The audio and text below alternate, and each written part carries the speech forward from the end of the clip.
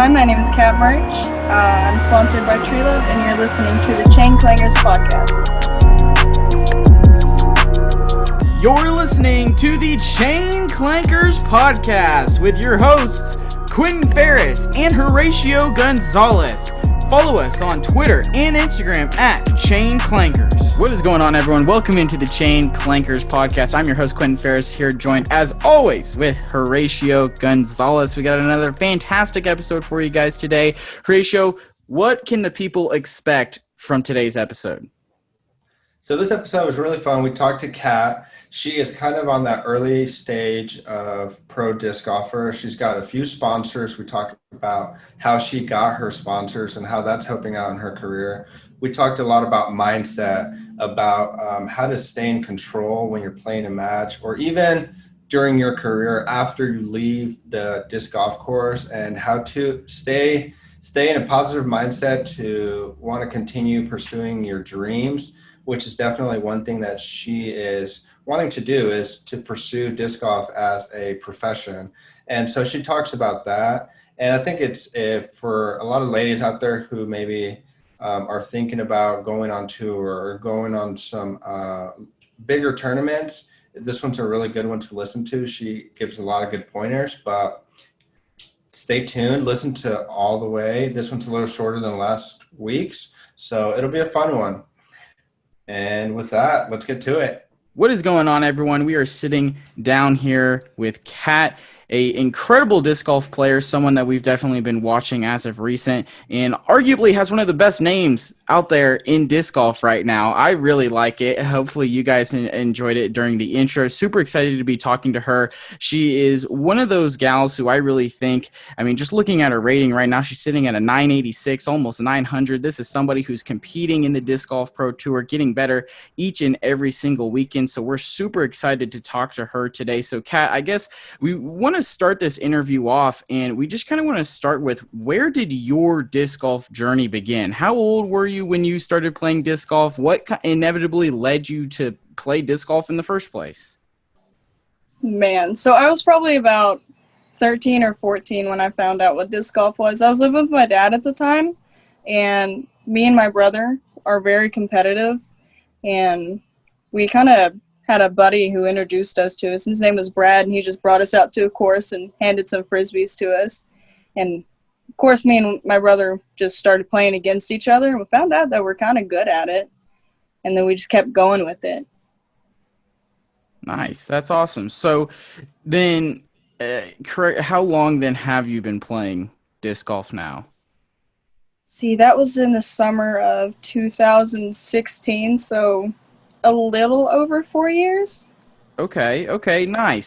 So I guess, playing for 4 years, obviously now you've been able to go to some big time events, including the D-Glow this year in 2020.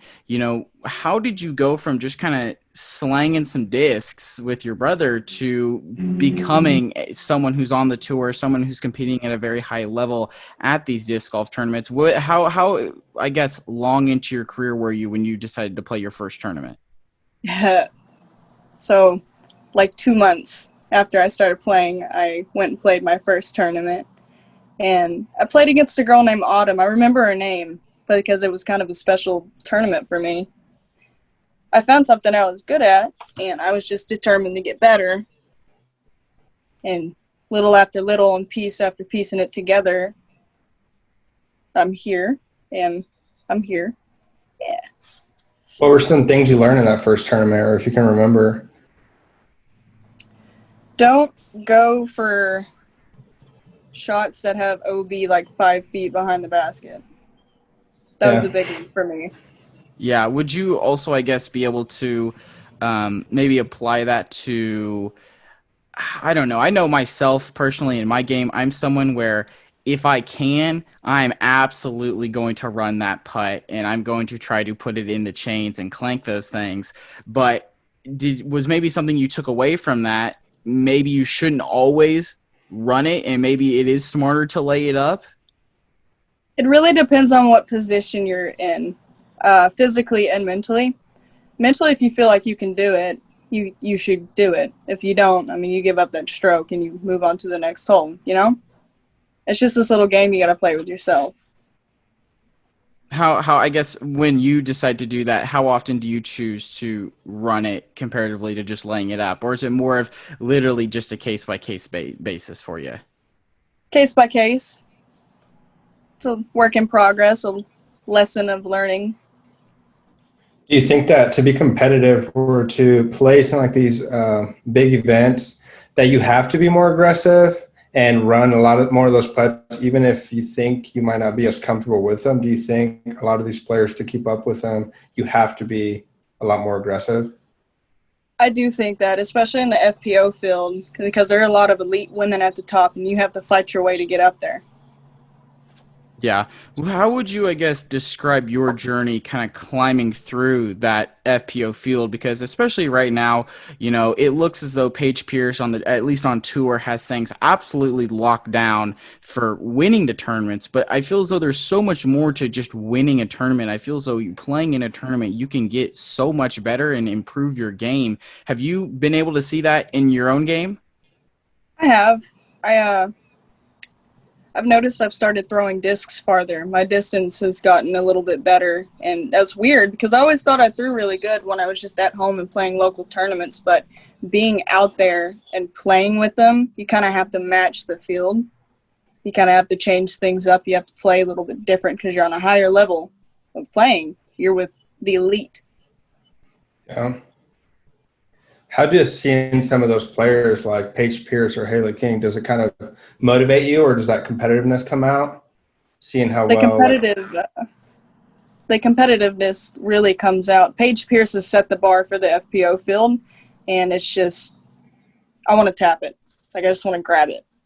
yeah. And I feel like it's very feasible, and anybody can do it, but you got to work hard enough for it. What do you think, I guess, in your own game needs to improve the most in order to get to a level of competing in those tournaments, being on lead card, competing with Paige going down the stretch, eventually beating Paige and grabbing some of those Pro Tour wins? Putting. Putting's I definitely mean, good. I feel as though everyone can Yeah. definitely say putting. I know myself. I feel like myself, at least a couple weekends ago, I mean, I was putting literally every single day. I was feeling so good. And then I haven't practiced putting in like a week and a half. And I feel like I cannot make a putt outside of 15 feet right now. So I guess where is it putting that you feel as though you need to improve at? And I guess what are you doing to maybe do that? And how can listeners at home also be able to do that? Well, the edge of the circle's always been kind of iffy for me, so I try and get at least about 50 to 100 putts there, just in one session. Multiple sessions of putting throughout the day is really good, and it doesn't have to be for very long spurts, It can just be for a 15-minute, go make this many putts so you can go inside and eat, little stuff like that. Okay, yeah. And I know sometimes we talk about field work and being very specific with what you're doing in field work and not just going out there and throwing your arm out.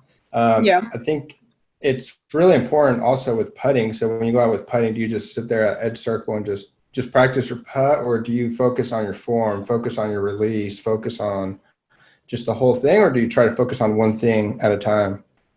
It really depends on the day because there's a lot of key opponents to putting. But the one thing about putting is that it never changes. When I go out there, I probably set up about 15 feet and chunk about 25 at it, and then move back. And when I feel comfortable, like when I feel like it's starting to become money putts, those long circle 2 putts, I'll move around and start testing, put myself in a mental position like this is for the win or something, Yeah, I think Yeah. that's something that is pretty important because I was listening to something else. I can't remember if it was coverage or maybe it was a video or something like that. And a question that was asked or something that was talked about was, how do you put yourself in those pressure situations to nail a 30-foot circle's edge putt to win a tournament or to, gain a stroke on somebody you need to, those high pressure situations. So do you have a method for practicing those high pressure situations? Because I know for myself, I can tell myself this is for the win or whatever, but if I miss, I know at the end of the day, nothing actually changes. I just missed a putt I should have made in practice. So is there a way that you've been able to put yourself in that mind space to create those high pressure situations? Or is it something where you just have to play tournaments and that's really the only way to put yourself in those high pressure situations? You do kind of have to play tournaments, but it also depends on the type of person. And many people have different mentalities. So, but I think playing the tournaments and getting in those situations, being forced into those situations, is good for the mind, especially during practice. It teaches you how to handle peer pressure. Do you play let's say you play a local tournament, like in your area, the same way mentally that you would a big tournament, like D-Glow or something like that? Mm-hmm. I do. I played a doubles event when I came back from Ledgestone, and I kind of put myself in that mental situation.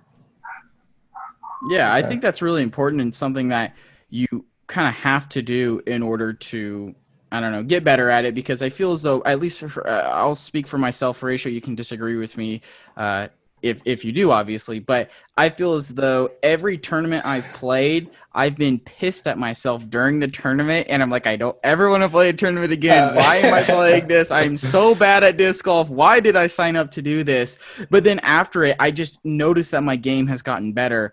And I cannot explain why it has, except I do think that those pressure situations allow for you to get better. And so I think that's an interesting subject that we were talking about, that, you have to put yourself in those pressure situations. It's not just always a mental thing to do. But kind of moving on from that, I do want to talk a little bit about the tour so far this year. Mm-hmm.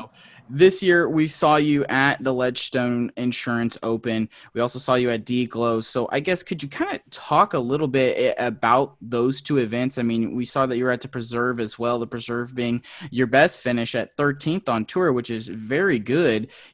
What are those events like? How is one of those tournaments maybe different than something that is like a B tier that's kind of near home? Well, it's kind of like a dream when you're out there. I'm young, so I got to watch these girls that I'm competing against now, like, play. I've got to see their games change. So for me to go out there and compete against them and do kind of okay, it's almost euphoric, you know? It's very relieving, like, hey, I can do this. I have a chance. It's I definitely want to different. talk a little bit about tour. Like, so you've picked, those are pretty big events. Maybe just for some listeners that are maybe at the level you are, or they feel like they're really good and they can compete with those other girls, and maybe financially they don't have the means to go to those events, or they don't feel like they could compete at those events. So maybe they're not going out there, but they definitely could compete. What are some things that have pushed you to go out there and do, because you're not touring full time, are you? No, I'm not. So like I want to talk about that because I feel like there's a lot of disc golfers in that kind of situation. Like, we see the pros on TV and who they live in a van or they're camping, they're doing it Mm-hmm. full time. Not everybody can do that, but there's a lot of good players like yourself who can be out there competing every weekend, but for one reason or the other, they can't be doing that. How do you Mm-hmm. pick the events that you're going to, or what is your goal going forward? Do you want to go on tour full time, or just talk a little bit on that? Personally, I'd like to go on tour for full time because I know I can do this. I've been training to do this, and it's a dream of mine. This nomad lifestyle of disc golf is very appealing to me. Yeah. Um, and for the people who, think of the finances, or, well, where am I going to stay? How am I going to do this and how that? It's just they worry too much, and then they throw themselves into kind of a little bit of a panic. You can't really do that. You got to reach out and grab it because someone else will. And if you don't, you just missed up an opportunity. It's really about the want and the desire to do it.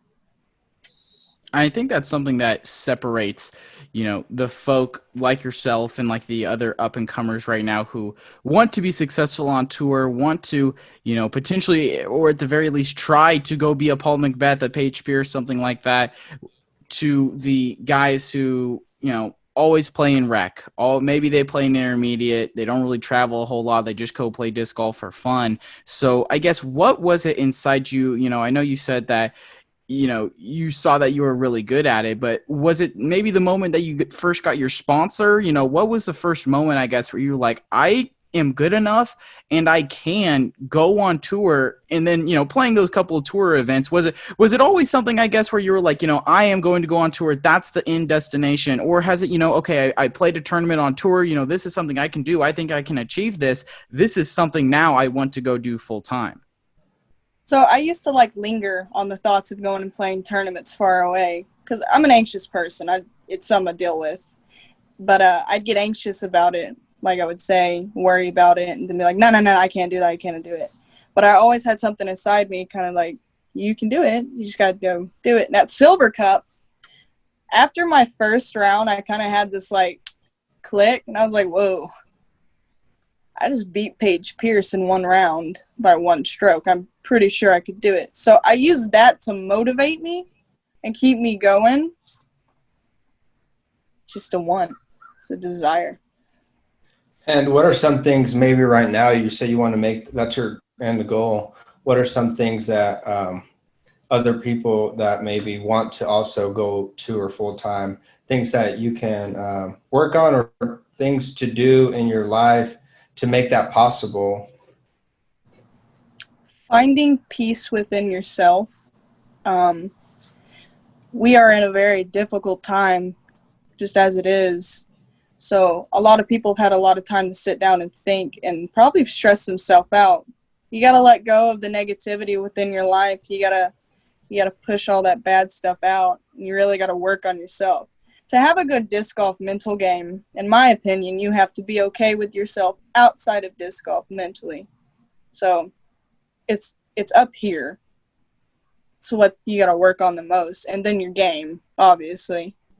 I think that's a really interesting comment, and something maybe I don't think I've thought of myself, and how, your mental thought throughout disc golf and outside of disc golf can affect your play, can affect your game. And something that I thought was interesting, I don't know if you watched the coverage this past weekend for the Disc Golf Pro Tour, but I didn't notice it then. But when I watched the Jomez coverage this morning for the final round, Paul Macbeth, he missed a putt that he absolutely had to have in the final round. I think it was on hole 14 or something like that. Absolutely missed it. He missed it low. But instead of telling himself he sucked or he was bad or, being self-deprecating, instead he was like, the tailwind is back here. You still have to throw it up. You still have to throw it higher so it reaches the basket. You can't rely on the wind. Instead of being mean towards himself, he was instead coaching himself to be better on the next hole. Is that something that you found yourself doing more? I know that's something I'm definitely going to find myself doing more. Yeah. And hopefully it'll lead to, more positive results. But I definitely have noticed every time I've been like, bro, you're trash. Why are you doing this? My game immediately takes a massive hit. Is that something that you've noticed as well? Oh, yeah, definitely. Sometimes I'll throw a tee shot that just for no reason I'll throw it, and it's completely the wrong tee shot. I'll just be like, why? That's not even the right disc. That's the first time you've ever thrown that disc on this hole. Let's not do that again. Pick it up, take the stroke, and go on. It's a little bit of self-discipline, but it's not too bad. It's not to the point where you're just you have to make it. You beating yourself down with logic is not the best thing to do. You just have to accept the fact that you messed up, learn from it, and move on. And not a lot of people can do that. Are you still able to go out with your friends and play for fun, or are you always in game mode and always just wanting to get better? Because I know once you get to a competitive level and wanting to compete with the pros, it gets tougher to do that. How are you able to switch that off? I guess having fun in my tournament rounds. I guess trying not to be too uppity. Well, not uppity, but too mean to myself, too serious. I try and stay positive and happy because it does reflect off as me as a person how I play reflects me as a person. Yeah, If that makes sense. no, that makes sense, and I mean, I think at least Horatio and I, we can apply this to the last tournament we played in. We had a guy on our card who was not necessarily. I don't know if he wasn't not positive, but he definitely was just saying some things that he probably shouldn't have been saying on the disc golf course. And I Ugh. mean, I decided to, instead of focusing on my game, I decided to troll him instead, which was probably bad for my own game. But I mean, it is what it is. But I do think that's a good point that, you know, how you act on the disc golf course does also kind of reflect who you are as a person. And that at the end of the day, I know we talked about it with Logan Harpool on one of our interviews. It's just disc golf. You know, you shouldn't take yourself incredibly so seriously that you not necessarily ruin your reputation, but become someone you're not. So I'm glad you said that, and I thought that was really interesting. Before we get into the ace round questions, I do want to talk about your sponsors. Looking at your Instagram page, which you can go follow, it's the_legit_cat. Definitely go do that. I see 4 sponsors on there, but the one that at least I know the most is Team Foundation. So I guess talk about, you know, how did you get on with all these sponsors? What did it take? Did you just, you know, email them and they emailed you back? Were they scouting you? You know, how did that process go? I got hungry for success. So I'm not a go out and get it person, believe it or not. It's hard for me to be like, hey, I play. I'd like to pick you up as a sponsor. It's hard for me to do that, but I did it, and they liked it. They accepted me. I actually had a FaceTime conference with Foundation, which was the first time I've ever had that, and I was super nervous, but they liked me, so I got picked up.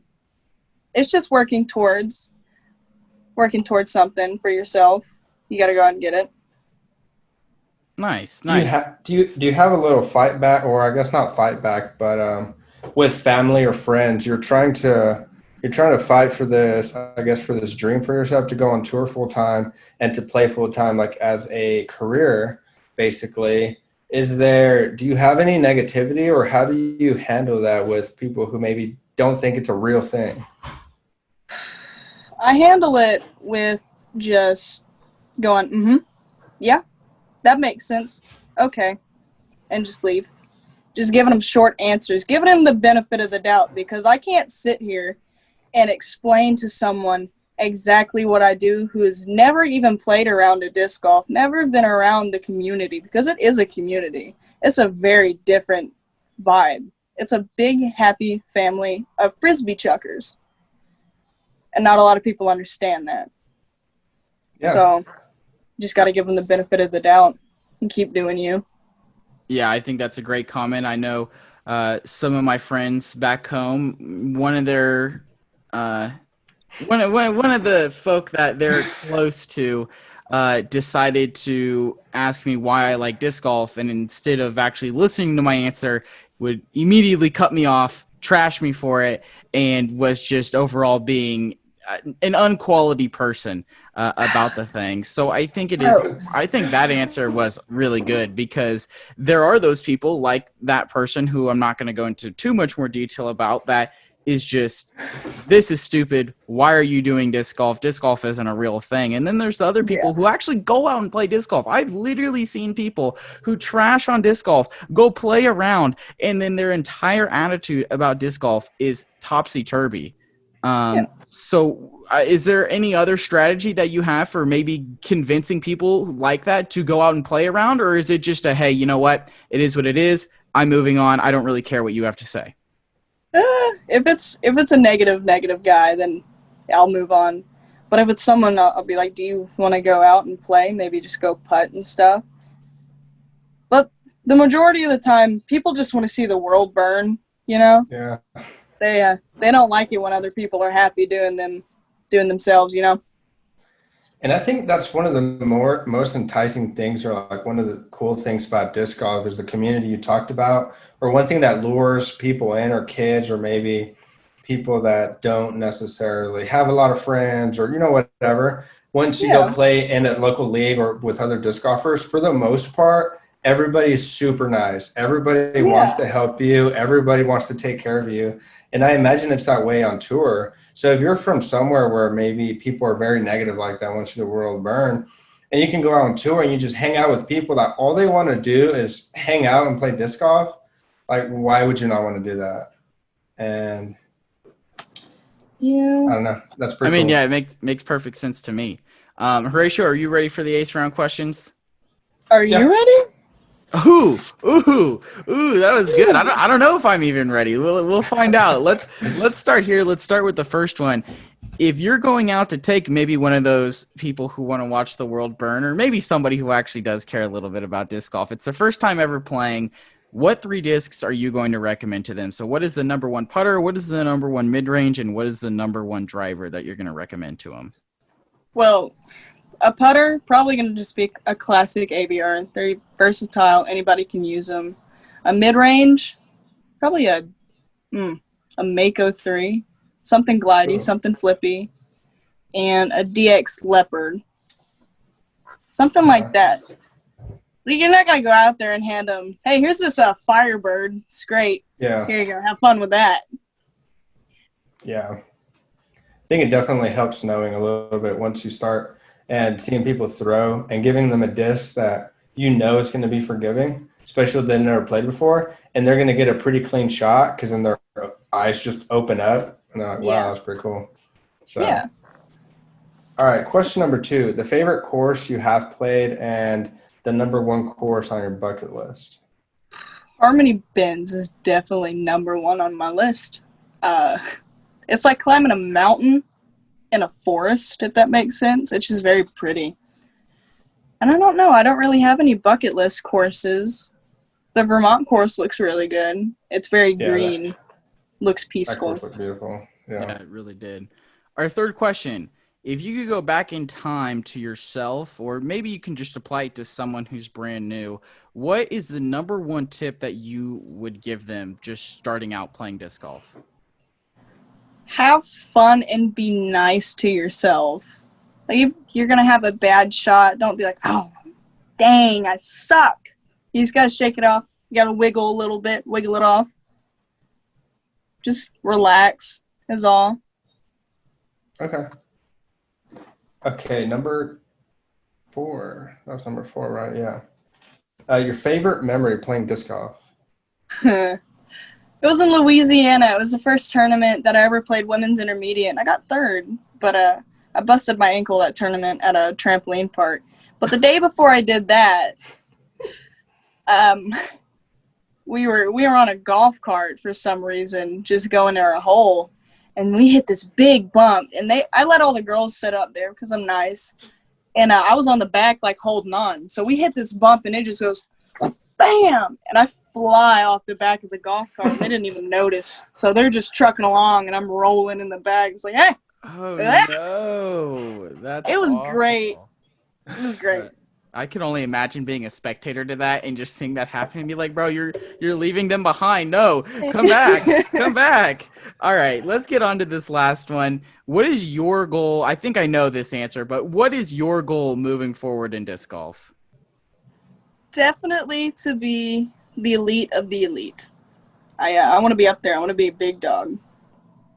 I think I can do it. I want to see Kat Mertsch up on that leaderboard a lot, and I know I can do it. And I also want to be a big advocate for the younger female players. I've met some nice young ladies that have a lot of heart and that can do something, that have just touched me so deeply in a way that I want to make them proud. I want to show them that they can do it, be that light for them. Nice. I think that's awesome. And I think that's a great way to wrap this show up, to be honest. I you know what? I truly look forward to seeing your name up on those leaderboards. I look forward to hearing Valerie Jenkins calling your name on the Disc Golf Pro Tour coverage. Kat to sink the putt to win the championship. That would be absolutely incredible. We know you'll be there in no time as long as you keep that attitude and keep working towards it. Kat, we really appreciate you coming on today. Do you have any final words you want to say, any sponsors you want to thank, or anything like that before we get out of here? I just want to thank the people, and thank you guys for letting me come on here. This was really fun. This is the first podcast that I've been invited to, and I've had a good time. I hope I wasn't too awkward. Words are hard. Thank you for listening to the Chain Clankers podcast. Make sure you follow us on Twitter and Instagram at Chain Clankers and hit that subscribe button wherever you're listening to us from so you never miss another episode.